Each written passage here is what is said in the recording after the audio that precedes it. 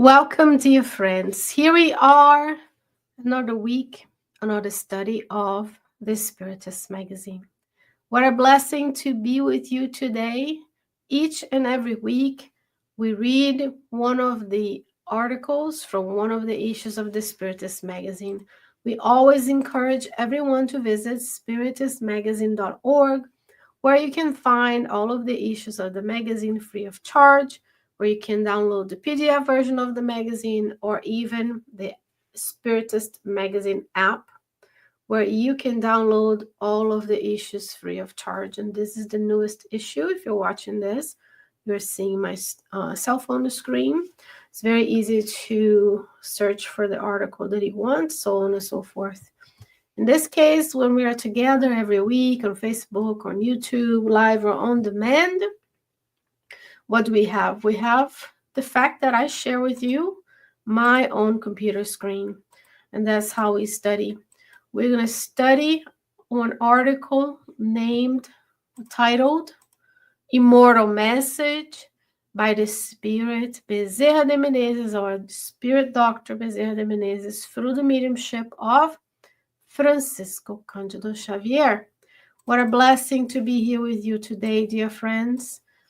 And this is on page 32 of the PDF of the magazine that I downloaded from the app, of course.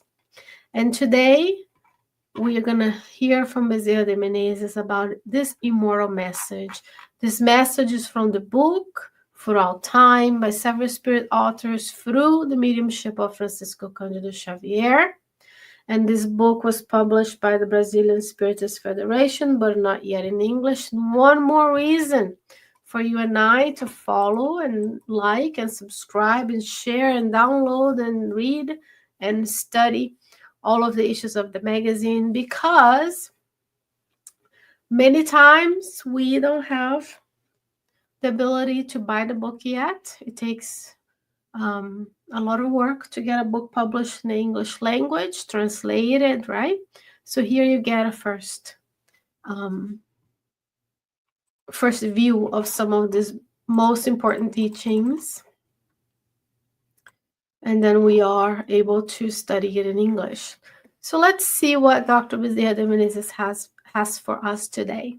He says, in the past, mortals suffered in circuses to give the world the glory of revelation, right? If you read the books, if you study history, of course, but if you read the books of Emmanuel, for example, 2,000 years ago, Paul and Stephen, all of those, you have what? You have the followers of Christ being taken, imprisoned due to their faith, and taken to the circuses to entertain the masses. He says, through bonfires, through bonfires and sacrifices, they traced a path of light for the paganized world. Later, when the darkness of the Middle Ages consecrated the autocracy of power, free Christians experienced persecution, death, and anathema to restore the luminous path, confer upon the earth the blessings of truth, right? That's just a statement. We can think about many of the martyrs from the books of Emmanuel, and they gave up by not renouncing their faith and following the Master, so that you and I today could be here in the land of the free, freedom of religion, freedom of speech, right? And he says, today, that's for you and I. However, my friends, excuse me, something happened to here. The followers of the Divine Master, that's us, united around the redeeming cross, have been called to give fraternity to all. So we're not called to go and persecute back, because that would be vengeance. Christ is not vengeance, doesn't ask for vengeance. He is asking fraternity. So instead of going and fighting so people can be like me, I work on myself to be more like Christ.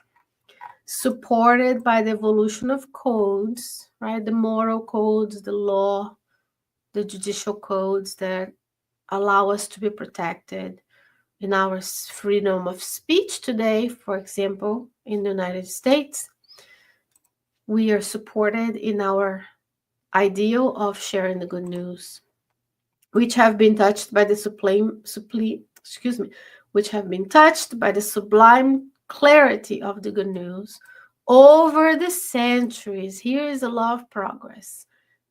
Over the centuries, society changes, touched by the clarity of the good news that Christ has brought to us. They enjoy relative freedom to fulfill the divine mission to which they were entrusted. So that's you, they, you and I, and the many Christians around the world. Enjoy relative freedom. Why is not full freedom, friends? People usually give me a lot of backlash when I say that we have relative free will, right? Let's think about this. We have the divine laws in our conscience, plus or multiplies plus the actions of the past, the decisions in previous lives, plus what I'm doing on this life and the decisions I'm making, plus the constraints of my reincarnatory plan, the things that I have to learn today in this life and many lifetimes to be that superior spirit. So I have relative freedom, because only full freedom is God. God is the only one who is omnipotent and can do whatever. You and I have enjoyed relative freedom. So we are free to express our support of Christ. We are also free to use the teachings of the good news in our lives to good, and not to be the ones who are today persecuting others based on their religion because they're different than us. And what are you and I here to do on this earth? Fulfill the divine mission to which we were entrusted. So if you are a Spiritist, you are here to fulfill this divine mission. The divine mission of what? The divine mission of kindness, understanding, calmness, peace, tranquility, service, and love, because Christ was all of that. So we cannot think that we are here to fulfill our physical needs. We have to spend time where? We have to spend time on the trenches. You will not hear that Jesus spent his time worrying about what his Instagram would look like, or how many places he had visited, even though he visited many places, all by foot and sometimes by boat, right? You and I have much more freedom to do different things, but much more responsibility. Because many people say, I won't be a Spiritist until I don't have time, but I want all the experiences. So we're creating a world of the progeny that we dedicate, which we should dedicate ourselves to our children. But then we're creating a world of folks who are not thinking of themselves as a society, that they are here to do the good towards others, not just to be served. It's not just about my experience. It's my experience because, getting into Harvard and Yale is great, but there are millions of anonymous service members of Christ everywhere in the world, in this world, and of course servants of the Lord everywhere in the universe, that will never make the news or go viral, but they will reach the spiritual realm in much more pleasant circumstances than many spiritists that we know, because we are spiritists, but only when it's convenient for us, right? Only when it's good, when I want. So we are here to fulfill this divine mission. And your divine mission is the same as mine, but we have different responsibilities. We have different talents. We have different abilities. So we need to look at the world around us and meditate. What am I doing that contributes to the chaos and destruction that I see? The lack of civility, the lack of decency, the fact that we're trying to take from the poor to give to the rich. And what should I do more to contribute to the world that I want to live in? What am I contributing in terms of peace, tranquility, and resources so that others can also have what I have? Interesting question. So we meditate, and then we do what? We continue to read. In the past, painful renunciation was required of the companions of the Master from the outside in. So, right? Martyrdom, persecution, being put on the cross, being fed to the lions. However, it is the struggle to renew the inner sanctuary for the external world. So today's mission to fulfill that divine will is an inner struggle. How do I get better so the community that I am in can be better? It is not the circus of martyrdom that opens in the public square, nor the bonfires of the Altos da Fé, which is when they burn all the witches, right? Installed, one of the things that they did in the Middle Ages, installed within free and robust peoples in the name of religious confessions. Authority demands hearts consecrated to the Lord in the sphere of themselves. So I can portray calmness, tranquility, beauty, and divine mission, and have an internal turmoil and live in an internal way that don't have my heart consecrated to the Lord inside of myself. It's time that we do that. Fraternity will constitute a blessed climate of work and achievement within the evangelical Spiritism, or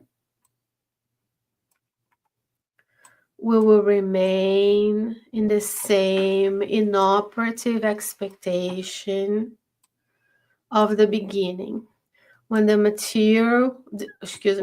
divine material of revelation and truth did not find access to our redeemed spirit. So are we going to open our hearts to fraternity and charity, understanding, or are we going to remain expectant of the return of the Christ, of the implementation of his kingdom in the world, or am I going to be the one who actually, little by little, in my daily life, in my community, can actualize and materialize this divine kingdom, first inside of ourselves and then towards others? Okay, so now is advice. So he remembered all these messages have a structure. And what is the structure that we see? We see a structure where we have always the description of the current state. In this case, he started with the Christians of the past who were persecuted. And then today, our relative freedom to execute the divine will, and our freedom, especially in the US, of freedom of religion. And then we talk about now, what do we do? So he gave us a warning, right? We don't want to stay stagnant in this inoperative expectation. We want to be the ones doing the work. So what do we do?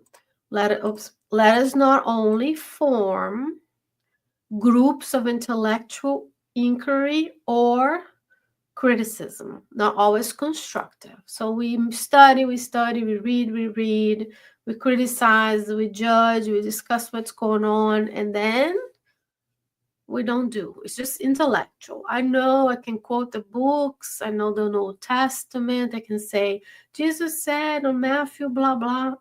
Or Chico Xavier said in this book, André Luiz. So intellectual inquiry. We have to form groups of intellectual inquiry because it's knowledge that allows you to then feel, and then it goes into action. But he says not only groups of intellectual inquiry, but above all, so what do we do instead?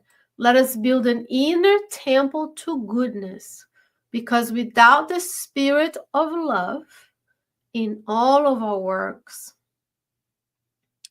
fail threatened by the incessant vagueness that characterized the fallible field of transitory form. So if we don't have in our hearts this temple of goodness, where I see the good in everything and everyone, including myself, but not vanity and great self-esteem. Really, I am a child of God, I came to this world to fulfill my divine mission.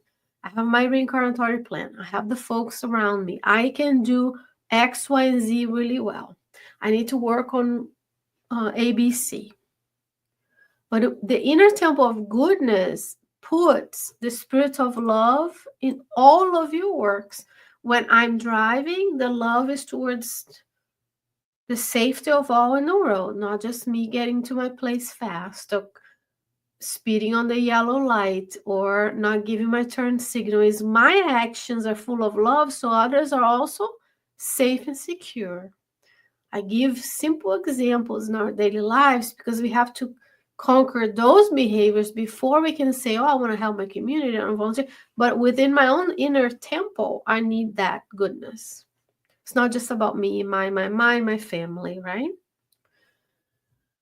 Because in this field of transitory forms, you are a transitory form. If you thought about yourself as transitory, it's a very simple exercise. Joanna de Angelis says in the book Happy Life, you need to spend time every day contemplating death. Because one day we're going to discarnate, right?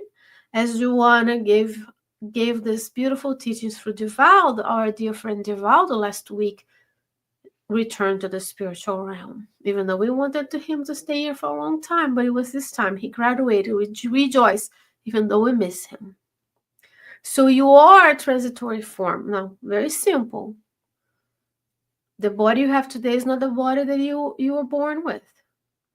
Most of the cells of your physical body have changed. You have grown. You have developed.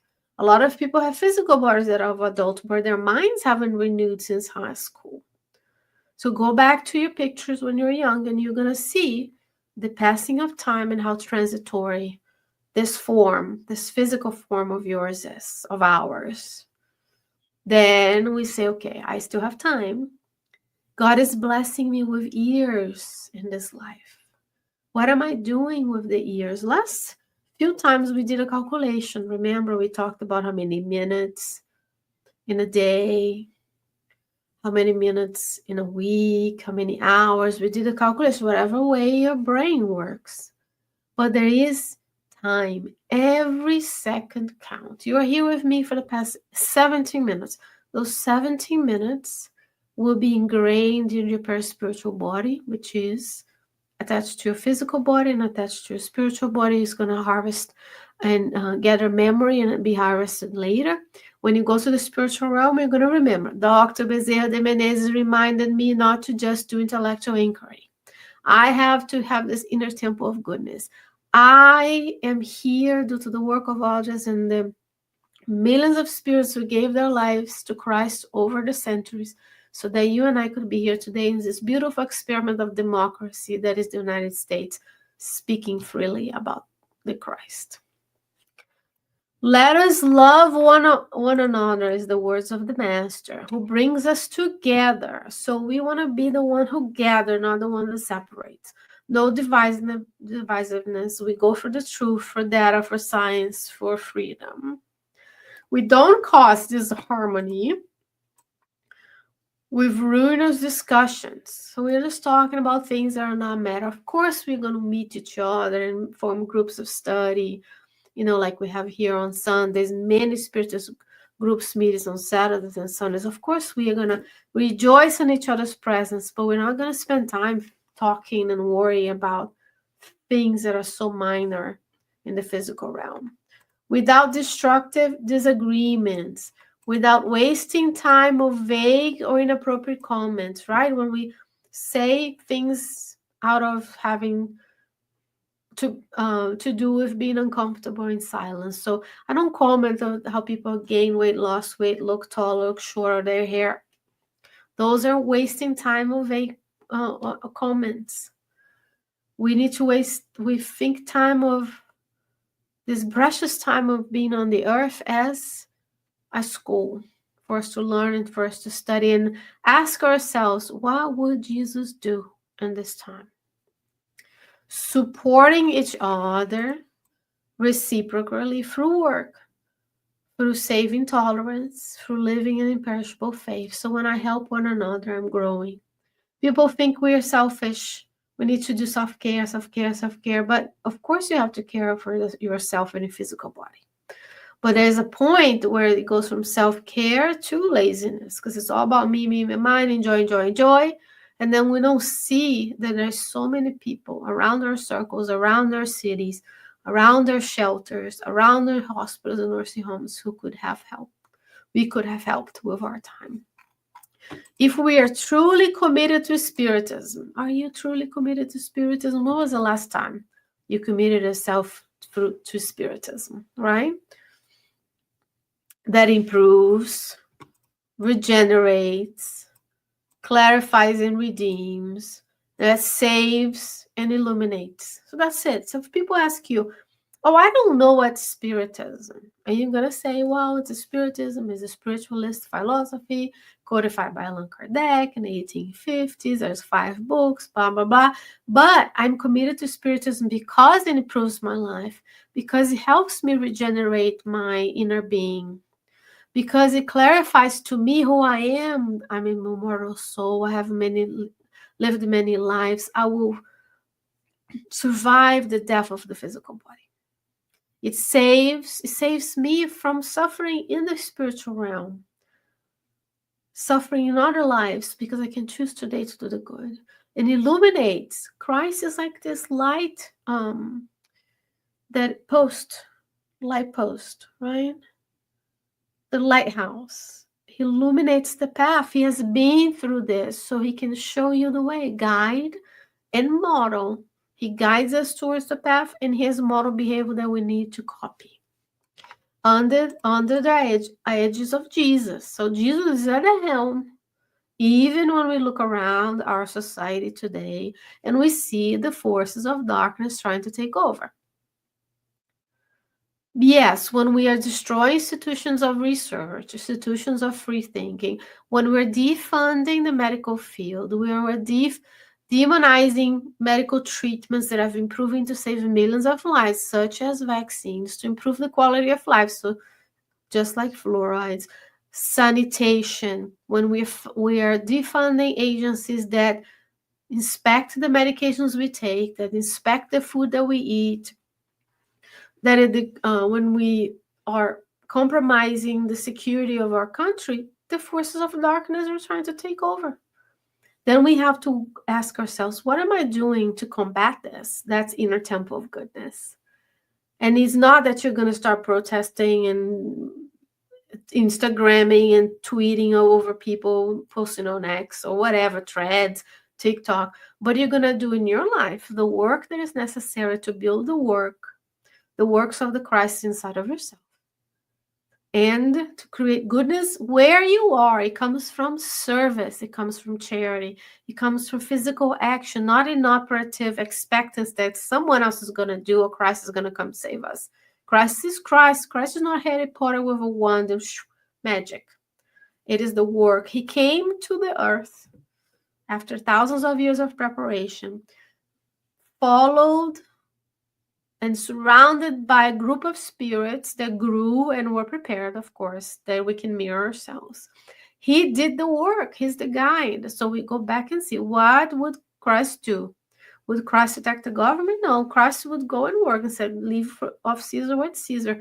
But when he looked around and there was opulence in the temple and poverty elsewhere, when he went to the ones who needed, who were the poor, who were the majority, right?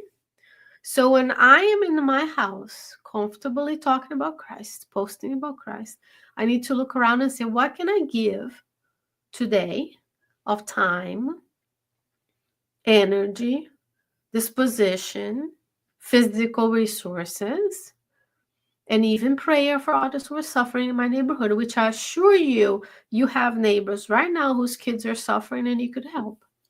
Because the majority of people suffer in this world is mental, emotional, psychological. And then it's not visible. It's not the one who's begging on the street, which is very important to help them. We need to go into the aids of those who aren't housed.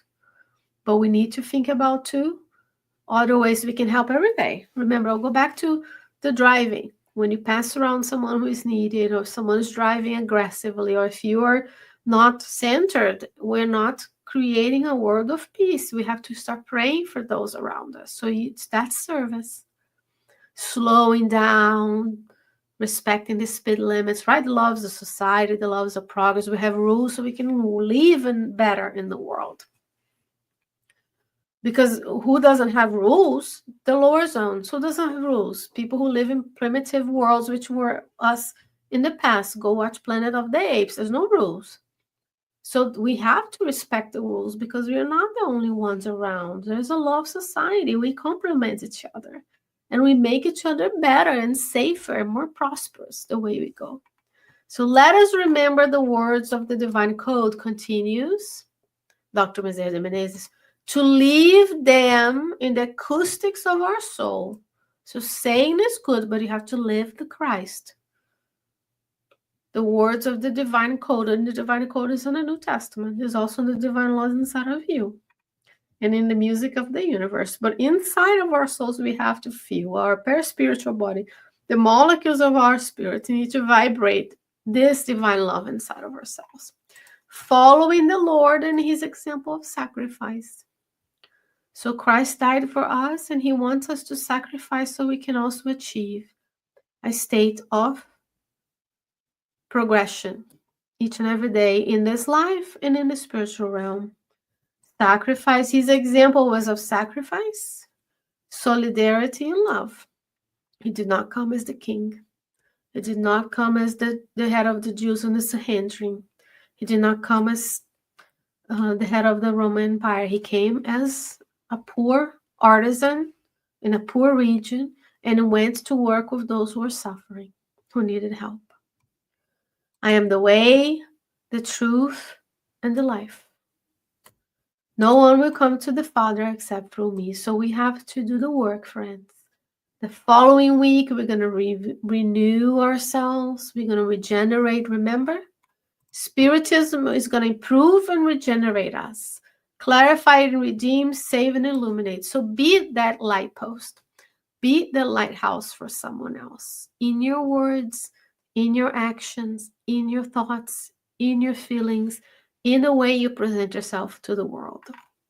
Now, dear friends, this message was published in May 14th, almost, to the date. This is going to post on May 20th, 1949 in Minas Gerais, Brazil. So I hope this message resonates inside the tissues of the acoustics of your soul. Dr. Bezerra de Menezes wrote this message through the blessed mediumship of Francisco Candido Xavier. Our deepest gratitude to him, to Chico Xavier, to Divaldo Franco, to the spirit mentors who guide you and I in our daily lives, to the spirit mentors of the Kardec Radio and the Spiritist magazine, to the spirit mentors of your Spiritist group. May you stay well, may you stay safe, and hope to see you again soon with another study of the Spiritist magazine. Have a blessed day.